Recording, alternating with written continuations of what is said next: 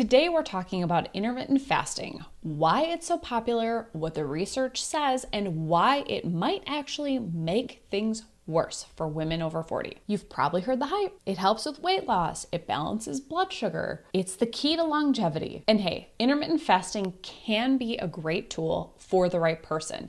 But here's the part that no one is telling us, especially not the biohacking bros. For many women over 40, especially those in perimenopause, intermittent fasting can completely backfire. How do I know this? I'm Christy, and not only am I on this perimenopause ride too, but I'm a nutritional therapy practitioner, and I help women in their 30s and 40s navigate perimenopause with real food and root cause strategies so they feel better in this life stage. And in this video, I'm going to walk you through why fasting can completely mess with your hormones, how to know if it's not working for you, and what to do instead if you're feeling stuck. So if you've been fasting and you're still feeling bloated, anxious, wired but tired, or gaining weight, you are not crazy, my friend, and you are not alone. Let's dig in. So let's talk about the big promises of fasting. Yes, fasting can have benefits, and I want to make that clear. We see research linking it to improved blood sugar regulation, reduced inflammation, better insulin sensitivity, boosting brain function, even weight loss for some people, and it may even help with cancer prevention. That's a pretty great list. Why wouldn't we do it? But here's the thing. Most of that research is done on men, postmenopausal women, or animals. I see a population missing here. Women who are still cycling or in that unpredictable perimenopause phase like ourselves have an entirely different hormonal landscape. So here's why fasting can backfire. When you go too long without food, your body sees that as a stress. And yes, stress can be good, but let's be real. In perimenopause, your stress bucket is likely already full to the brim from all the deadlines, kids, parents, relationships, and all the responsibilities that depend on us. When your body perceives stress, whether it's emotional, physical, or even going too long without food, like intermittent fasting, it activates your HPA axis, which is your hypothalamus pituitary adrenal axis. This is your brain's stress response system and feedback loop that is so important. This sends a signal to your adrenal glands to pump out cortisol, which is your main stress hormone.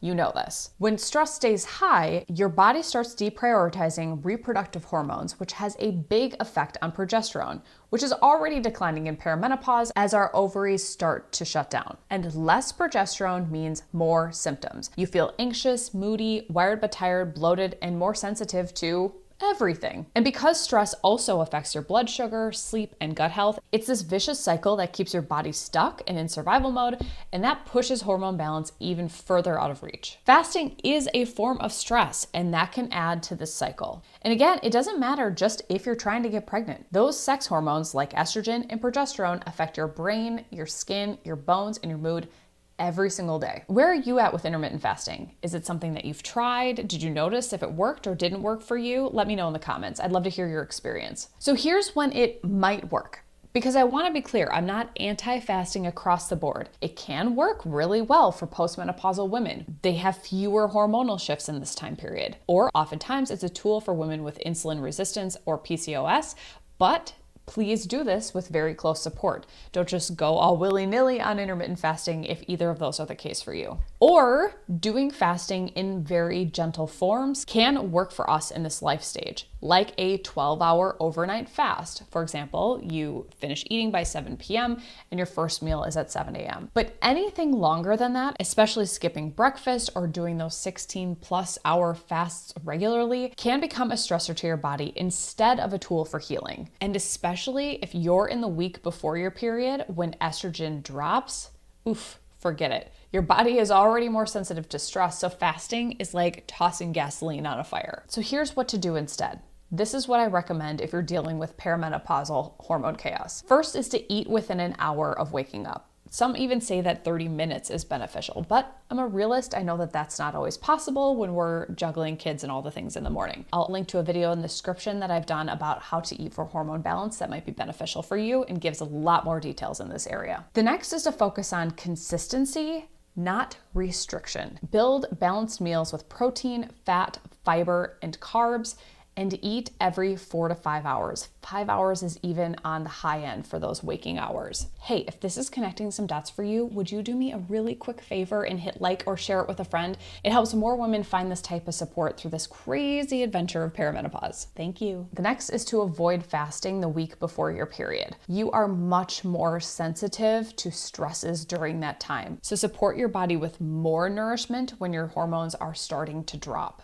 And the next is to work with your body, not against it. I get it. It can be so hard when symptoms seem to be popping up all over the place, but really try to tune into your energy, your sleep, your mood, and your cycle symptoms. These are all data points to help you know where your body needs the most support and when. If fasting makes you feel anxious, dizzy, cranky, wired, gives you crazy cravings later on in the day, and you just feel a little more out of control, or if you are dealing with a lot of PMS symptoms, there is a chance it is not working for you, no matter what the studies say. So yes, intermittent fasting might be trendy and it might be a tool that works really well for some people, but that doesn't mean it's right for you and your hormones right now. In perimenopause, your body needs stability, not more stress. Food is fuel, and eating regularly, especially in the morning, is one of the best ways to support estrogen, progesterone, and cortisol. So if fasting isn't working, it's not a you problem, and you can feel better by fueling your body differently. And if you're ready to break up with that one-size-fits-all advice, start by working with your hormones instead of against them. You are in the right place. I made a whole series on the important pieces that truly make a difference when it comes to your hormone health. It's called the Perimenopause Playbook, and it's filled with so many tips to help you feel good.